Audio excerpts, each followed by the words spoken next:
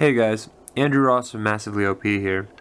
Today I want to talk about a big MMO GM or Game Master event many of you have probably heard of but few experienced.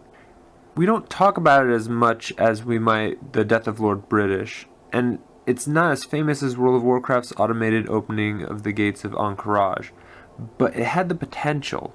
I'm talking about Asheron's Call's Shard of the Herald event. While the event and the game ended long ago, and there have been write-ups in the past, most are from people who not only didn't participate in the actual event, but didn't even play the game. The event still makes lists in terms of significant moments in MMO history, but as someone who's experienced events like World of Warcraft's Tainted Blood and the Zombie Plague, among others, it feels like it should be in a category all its own. Like many other MMO events, it strongly featured event-breaking bugs, but not primarily. What happened was largely the result of intentional, long-term storytelling that built subtly enough that players were able to miss out on most of it. More dramatic than most, in ways World of Warcraft and Guild Wars 2 could only attempt to match. Part of what made the Shard of the Herald event so engaging for players and not non-players is because past articles don't understand the weight behind the event.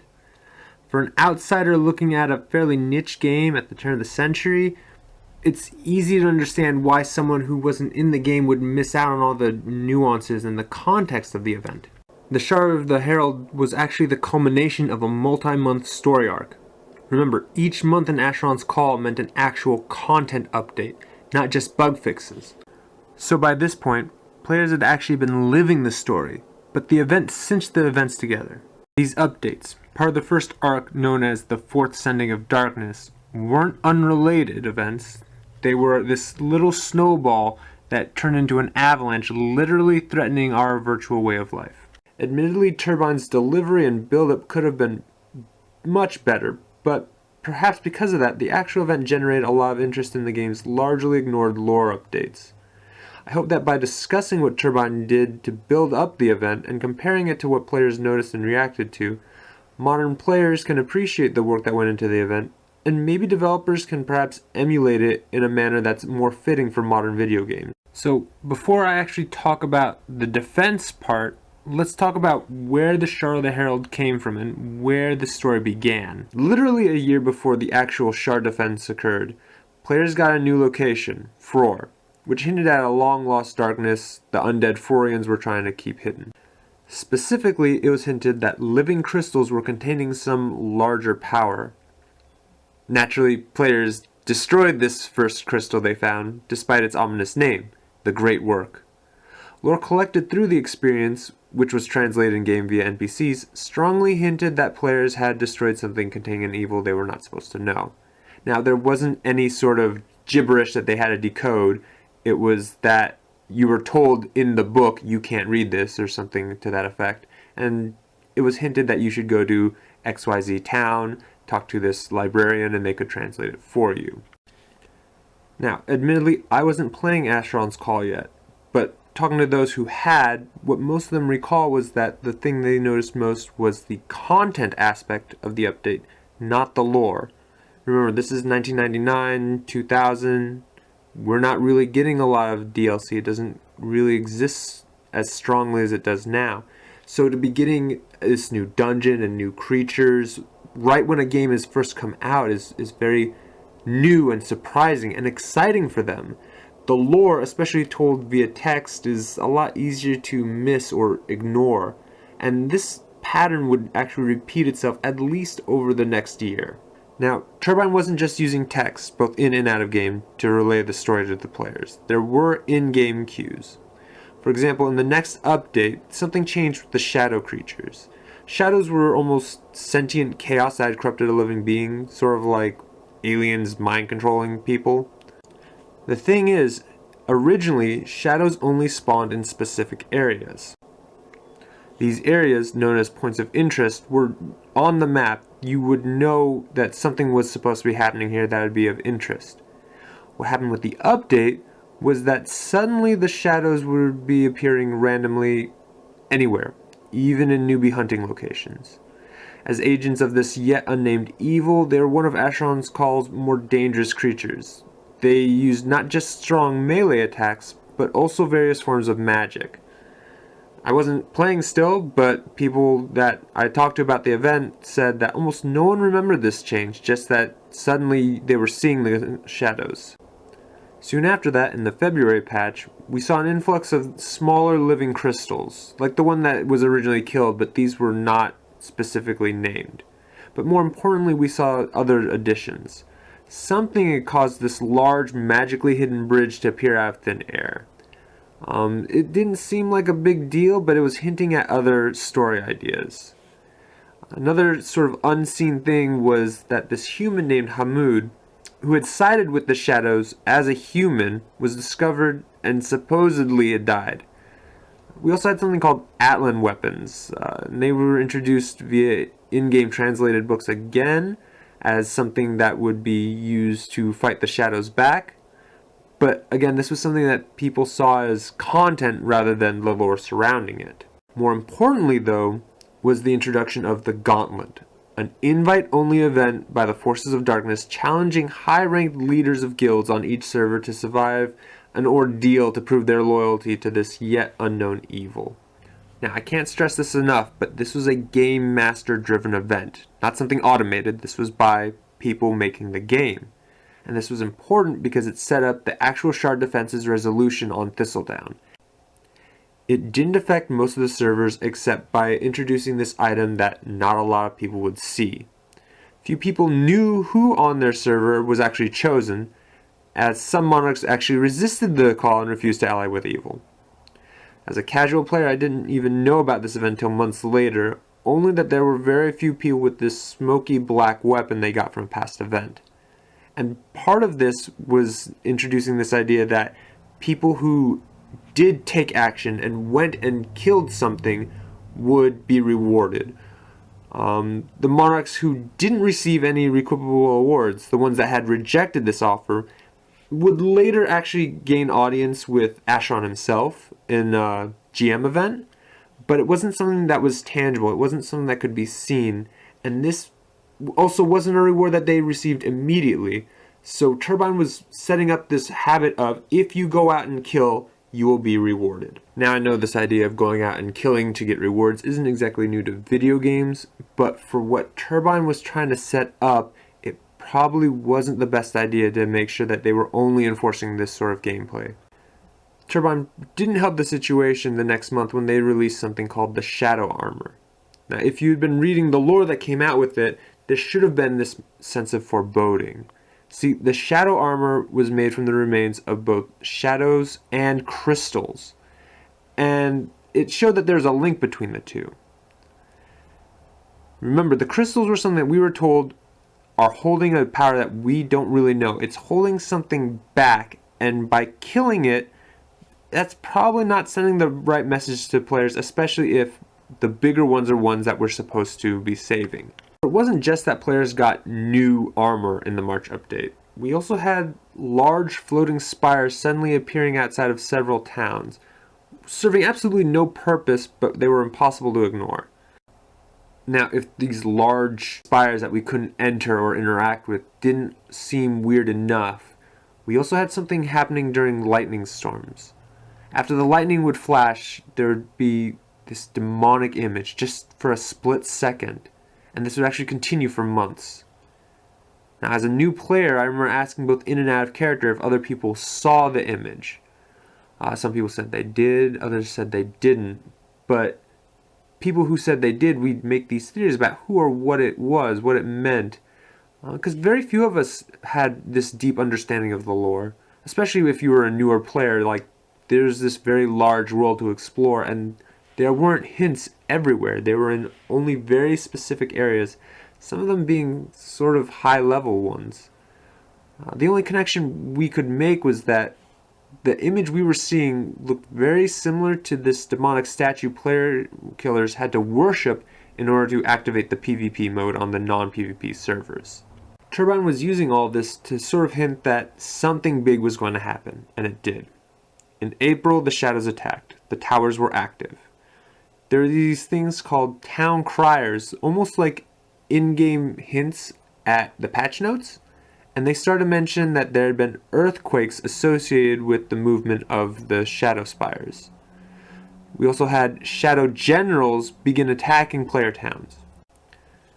The NPC Hamoud, who had been corrupted back in February, unknown to us, was now a shadow, and mentioned a facility called the Nexus.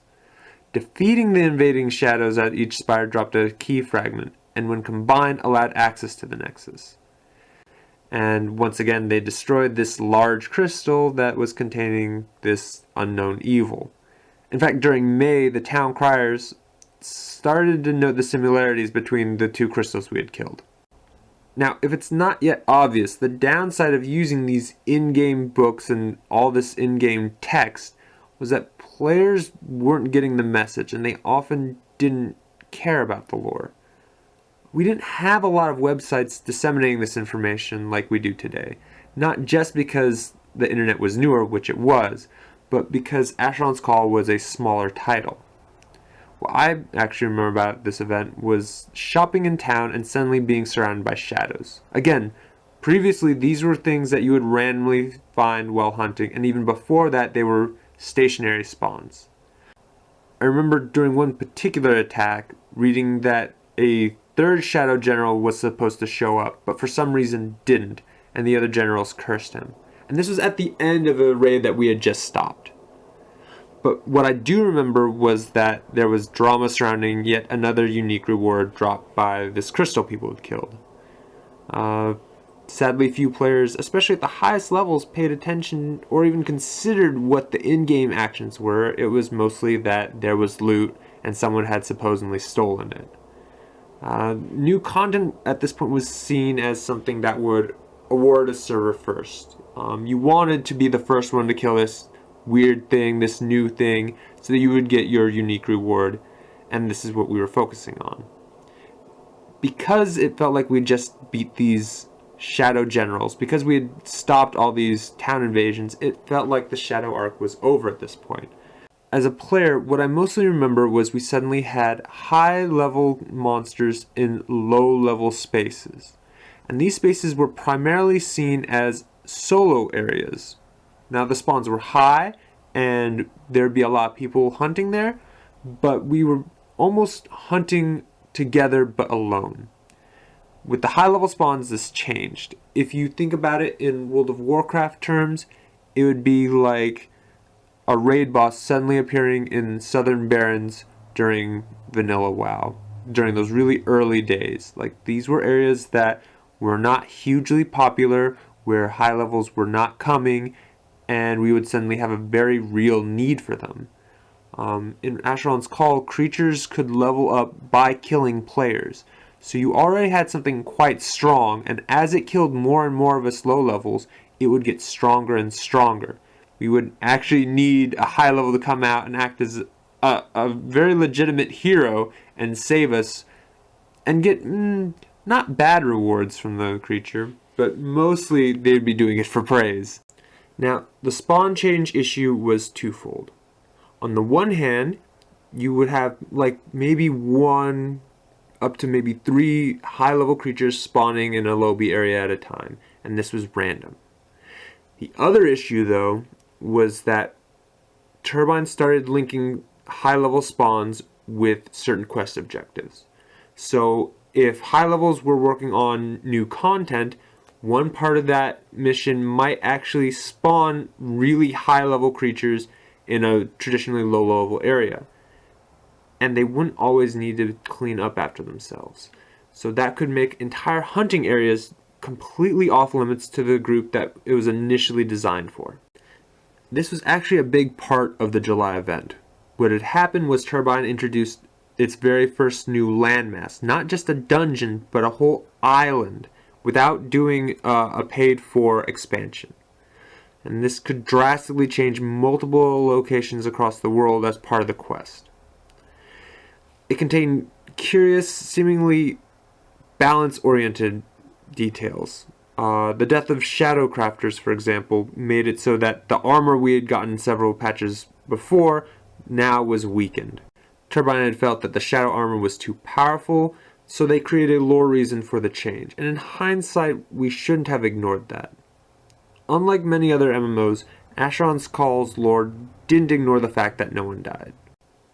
Like, I would argue, many modern MMOs do, crafters couldn't really exist on their own. They didn't gain levels just by crafting, unless it was a mind-numbing amount of it.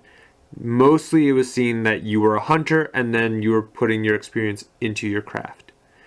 Because the Shadow Armorers, as NPCs, weren't expected to do this, the idea was that when they died, they experienced the usual death penalty that we players had.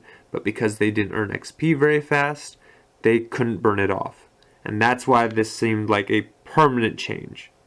More importantly, though, was the identity of their attacker, Hamud, the corrupted human turned shadow. Now, I had mentioned that there had been new high-level content with that island, and the island's new quest. This was a quest that was concerning the undead. And while they seemed like they were our enemies, the raid boss dropped a letter that also hinted that she had been fighting the shadows for a very long time, but under a different name. And what this should have done is serve as a hint that, hey, maybe these undead guys really aren't the bad guys here. If July was more content heavy, August was more lore heavy. We had more notes about the earthquakes and that this drove the spawn movement, but we also had our nameless evil named. bael'zharon, the Hope Slayer, the guy trapped by the shard of the Herald. He was a kind of god of PvP, and this update brought PvP arenas, which were not the arenas you're probably thinking of. They were simply non-instance dungeons where you could PvP. It was just a story way to bring up his name and bring some attention to him. We also found letters, which again needed to be translated, describing how the crystals were used to banish bael'zharon, and also that Asheron was the lone survivor of this banishment ritual. The problem again was that the story was delivered via text. We had this smoking gun that essentially told players not to destroy the big named crystals. But your average player had to not only read the text, but find it in the first place, then take it to the correct NPC to get it translated. And this was in a game that didn't have a lot of fast travel when it was released, and it didn't have mounts. As a player, the most exciting addition for August felt like it was this minor necklace that gave a little extra health, and that you could customize the shadow armor a little bit. The shadows still felt relevant, but much in the same way orcs would in a general fantasy game. They're threatening, but they didn't feel like they were a threat. And most of this probably comes from the fact that the lore was so difficult to access. This is perhaps why we were so wrong about how threatening the shadows were. Upon logging into the September event, several towns had been destroyed by the Shadow Spires, which, remember before, we really couldn't do anything with. In particular, the town of Arwick, essentially Orgrimmar Stormwind for you WoW players, was left a smoldering crater with almost nothing except for a few clues about the attacker. And also a dead cow and an NPC selling some counterfeit goods. Now, there was a practical reason for this, that area was causing too much lag. But as a player, I just remember being confused about where to go for trading, which all had to be done by manually shouting like in a stereotypical Asian or Middle Eastern market. We didn't have trade windows for a very long time. We did everything by hand. We didn't have auction houses. And of course, where you have trade, you usually have socializing. You had a good point of reference for meeting other people. It was really the center of Asheron's Call. And by destroying that, a lot of us players felt homeless. You really didn't know where to go to find all these other players in this very large game world. Now, it wasn't that we were completely homeless. There were still other towns. There was a nearby dungeon primarily used for fast travel before, which was another reason why Arwick had been so popular. But combined with this red meteor that showed up in the sky, it felt like it was the end of the world. Again, there was this feeling of homelessness. There was this sudden threat of losing towns without being able to fight back. And it was certainly unfair, but also a little exciting. Lore-wise, we had heard a few famous characters had stopped 2 of the attacks, including Asheron himself. But I feel like this was a big awakening in terms of something is going on and we might not be able to stop it, but we should at least try and understand it. Now at the end of the month, there were 3 dungeons that had opened, but these were quite different. The first one included corpses of both shadows and undead, and this was Turbine probably trying to make it apparent that the 2 sides were fighting. Players simply were picking off the survivors in this dungeon. No one realized that Izindul, that traitorous shadow general, had sent shadows to defend the second crystal. And then the third crystal, which was protected by the undead, should have hinted that they were also trying to protect the damn thing, but once again, players weren't seeing this. For all that happened with the destruction of our town, people saw, ooh, unique thing, that means unique shinies. Kill. I'm not sure if anyone really thought maybe we shouldn't kill these 3 unique crystals, but they were most definitely killed very quickly. What was interesting though is that as each one fell, there was quote-unquote black laughter heard across the server. Like, this was an in-game message that we would all see no matter where we were. We were sealing our own fate, and it was only in the November event that we would finally see how bad we had doomed ourselves, as this was the Should the Stars Fall update. This is the update that brought the actual Shard of the Herald, which required the actual defense. And I'm going to talk about that in the next video.